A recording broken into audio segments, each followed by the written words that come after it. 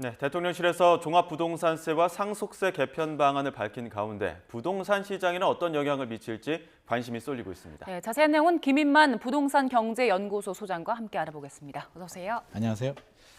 일단 종부세 참 이중과세부터 형평성 논란들도 굉장히 말이 많았었는데 지금 네네. 정부가 문제라고 보는 부분은 어느 지점에 있습니까? 일단 뭐 종부세처럼 이렇게 논란이 되는 세금은 없을 것 같은데요. 정부가 문제 삼는 부분은 주택 안정 효과는 좀 약하다. 그리고 세입자한테 증가되는 효과가 있다라고 하는데 효과가 약하다는 거죠. 예. 종부세가 처음 시작할 때 이제 2007년부터 이게 논란이 좀 있던 부분인데 그때도 방향성이 부유세 개념으로 도입을 하면서 집값이 많이 올랐기 때문에 또 집값을 잡기 위한 목적으로 도입이 됐는데 실제로 종부세가 도입이 돼서 집값이 안정되지는 않았습니다. 오히려 더 편중 현상이라고 하죠. 부자들한테 세금 부담을 굉장히 많이 가게 되는데 2023년 조사 결과를 보게 되면 전체 세수가 한 4조 원 정도 되는데요. 이 중에 88.5%가 10% 정도 사람이 종부세 대상의 10%가 전체 세액의 88.5%를 냈기 때문에 예.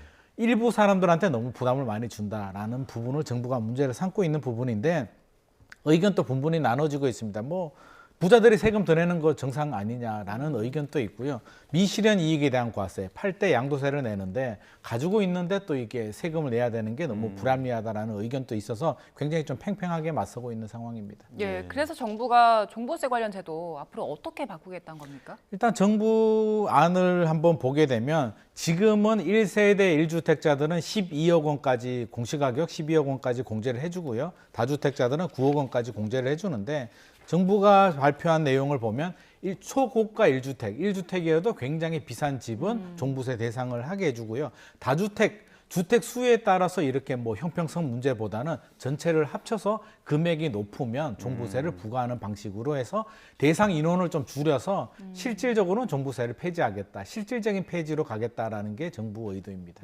많은 사람들이 주목하는 게 정부의 이런 메시지가 과연 부동산 시장에 어떤 영향을 미칠까 이런 부분이거든요. 어떻게 네네. 보십니까? 저는 뭐 상당히 영향을 줄 것 같습니다. 최근에 이제 서울 부동산 시장 분위기를 본다면 약간 꿈틀꿈틀대면서 전고점 대비 80% 이상, 강남 3구, 용산구 같은 경우는 뭐 95%까지도 회복을 했는데 여러 가지 이유는 있습니다. 뭐 금리 인하에 대한 기대감도 있고요. 전세 가격도 올라가고 신생아 특례 대출 영향도 있지만 종부세도 하나의 영향을 주고 있거든요. 예. 집을 가지고 있으면 매년 이렇게 고가의 세금을 내야 되는데 굉장히 부담스럽죠. 예. 근데 종부세 완화 시그널이 계속 나오다 보니까 투자 심리는 살아나는데 서울 고가 아파트를 이제 사도 불이익이 상당히 줄어들 수도 있기 때문에 서울 편중 현상이 더욱더 심해지고 있는 상황입니다. 예. 소장님 전문가시기도 하고요. 주변에 또 업계분들 많으시잖아요. 네네. 어제 정책실장 발표 나오고 직후에 네. 반응은 대체로 어떻습니까?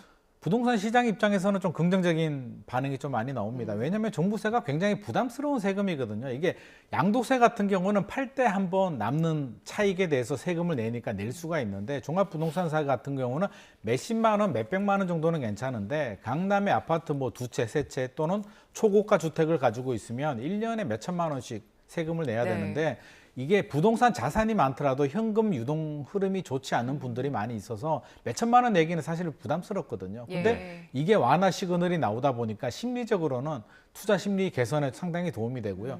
이 기회에 그냥 똘똘한 한 채로 갈아타 볼까. 예를 들어서 지방에 아파트가 세 채 가지고 있다면 이 기회에 그냥 서울로 그냥 큰 아파트, 좋은 아파트로 갈아탈까 하는 심리들이 개선되고 있고요. 실제로 그런 문의들이 늘어나고 있습니다. 예, 그 중에서 강남 서초보다 지금 뭐 동작, 마포 이런 쪽으로도 좀 약간 수요가 많이 증가하고 있다는데 같은 이유입니까? 네네. 뭐 마용성도 마찬가지고요. 뭐 강남도 당연히 마용성에 계시는 분들은 강남 3구로 갈아타고 싶어 하고요. 나머지 지역들은 강남은 힘드니까 마용성이라도 갈아타고 싶은데 종부세가 굉장히 무거웠던 시절에는 엄두도 못 내던 일인데 최근에 공시가격도 내려갔고 전체적으로 좀 내려가기도 했고 앞으로도 실질적인 폐지로 가겠다라고 대통령실에서 발표를 하니 투자 심리 입장에서는 그러면 지방이나 수도권 외곽 지역보다는 서울에 괜찮은 종부세 대상인 되는 아파트 위주로 좀 들어가 보자라는 심리가 개선되고 있습니다. 예. 성태윤 실장이요. 상속세 개편에 대한 얘기도 했는데 네네. 지금 상속세로 고민하는 게 기업뿐만이 아니다. 일반 국민도 많다고 본 겁니까? 일반 국민들도 상당히 많아졌습니다. 이게 물론 뭐 상속세가 이제 그 누진 세율 구간이 있는데 1억 원 이하는 뭐 10% 정도밖에 되진 않지만 예. 30억 초과가 되면 50%거든요. 근데 이게 20년 동안 변하지 않은 누진 세율 구간입니다. 지금 30억 정도야 뭐 강남에 아파트 하나 가지고 있으면 30억이 되는데 20년 전만 하더라도 아주 부자들만 해당되는 우리하고 전혀 상관없는 세금이었는데 지금은 개인들한테도 상당히 많은 부담이 되고 있는 세금이고요. 예. 해외 사례를 보더라도 우리가 상당히 높은 수준입니다. 우리가 일본하고 많이 비교를 하는데 우리가 최고 세율이 50%고요.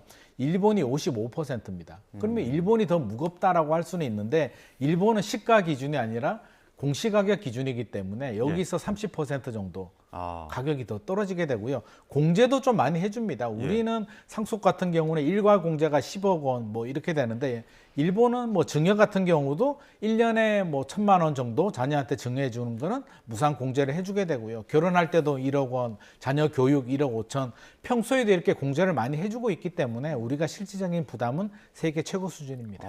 그럼 정부는 이 부과 방식, 뭐 과세 구간이라든지 공제를 좀 바꾸겠다는 겁니까? 정부는 뭐 이게 국회 법 통과 사항이긴 합니다만 30% 정도로 바꾸겠다라는 게 이제 내용이고요.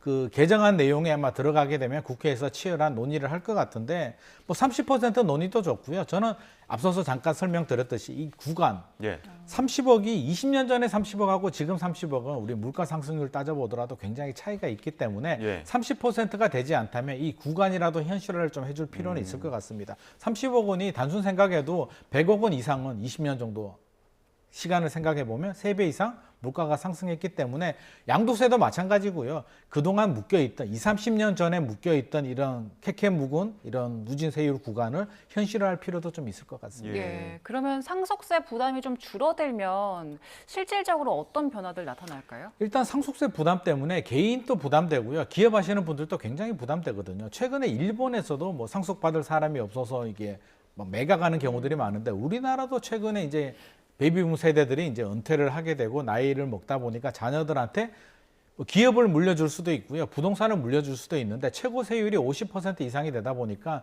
그냥 이어지지 않고 매각을 해버리는 경우들이 굉장히 많이 있고 일반 아파트 같은 경우도 상속세율이 높다 보니까 차라리 매각해서 양도세 내더라도 팔고 다른 뭐 꼬마 빌딩이나 토지나 다른 쪽으로 이렇게 투자하는 경우들이 늘어나고 있는데 시장의 수요자들은 어떻게든 살 길을 찾기 때문에 적당한 상속세는 필요하겠지만 이렇게 좀 과도한 상속세율 평소 살 때도 세금 내고 팔 때도 양도세를 내는데 이렇게 50% 이상에 대한 고가 상속세율은 좀 조정이 필요할 것 같습니다. 한편으로 정부 고민은 세수 감소, 그러니까 쪼그라드는 나라 살림을 어떻게 할 것이냐 이 부분일 테고요. 네네. 그리고 또 특히나 종부세 같은 경우에는 지방세 성격도 있다 보니까 자치 살림 또 어떻게 할 것이냐 이런 부분 좀 고민하는 것 같더라고요. 네. 지자체에서도 지금 굉장히 고민을 많이 예. 하고 있고요. 오히려 서울보다 지방에서 더 고민이 많습니다. 예. 이게 재산세는 지방세고요. 종합부동산세는 국세임에도 불구하고 지방으로 주는 교부세 개념이거든요. 그래서 예. 작년에도 4조 원 이상 세금을 지방으로 이렇게 나눠줬는데 결국에는 이게 종부세가 실질적인 폐지가 되면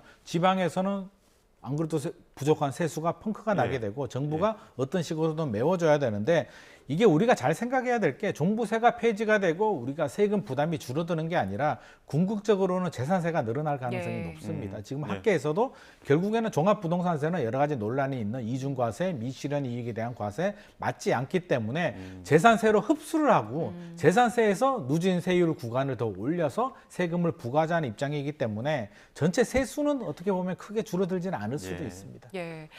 일단 야당에서도 종부세를 사실상 폐지하는 이런 방향성에 대해서는 동의를 하고 있지만 세부 내용을 보면 좀 다르더라고요. 야당에서는 1가구 1주택자만 종부세를 폐지하거나 완화하자 이런 주장해왔잖아요. 네네. 어떤 입장이십니까? 야당에서도 이게 당론은 아니고요. 일부 이제 의원들이 이제 1세대 1주택자 집 하나 가지고 있는 게 무슨 죄냐. 이거는 좀 면제를 해줘야 된다는 입장을 밝히고 있는데 또 지역구에 따라서 좀 편차는 있는 것 같습니다. 지역구가 좀 고가주택에 해당되는 의원들은 면제해주자는 입장인데 네. 지방에 계시거나 다른 의원들은 무슨 소리야. 이거는 말이 안 된다는 입장을 보여주고 있고요. 1세대 1주택자 폐지는 또 정부도 반대하는 입장입니다. 정부는 왜 반대하냐면 강남에 50억 아파트를 한 채 가진 사람은 면제가 되면 지방에 5억 아파트 세 채 가진 사람은 또 부과를 한다면 형평성에서 너무 맞지 않다라는 입장을 보여주고 있기 때문에 상당히 논란이 될 것 같고요. 아마 1세대 1주택자 완전 면제는 좀 어려울 것 같고 초고가 구간에 대해서만 부과하는 그런 정도로 협의가 되지 않을까 조심스럽게 예상을 해봅니다. 이게 종부세나 상속세 개편을 두고 워낙 그 다양한 이해관계가 얽혀 있기 때문에 여러 가지 논란들도 나올 테고 여러 가지 쟁점이 될 텐데 어떤 방향으로 좀 논의가 진행돼야 된다고 보십니까? 저는 뭐 논의는 필요하다라고 보는데요. 급진적인 극단적인 개편은 또 시장에 혼란을 줄 수도 있기 때문에 폐지 논란은 좀 바람직하지 않을 것 같고요. 예. 불합리한 부분, 앞서서 말했듯이 세율이라든지 누진 세율 구간을 좀 합리적으로 좀 개선하는데 좀 집중을 좀 할 필요는 있을 것 같습니다. 예, 알겠습니다. 여기까지 듣도록 하겠습니다. 지금까지 김인만 부동산경제연구소 소장과 함께했습니다. 고맙습니다. 고맙습니다.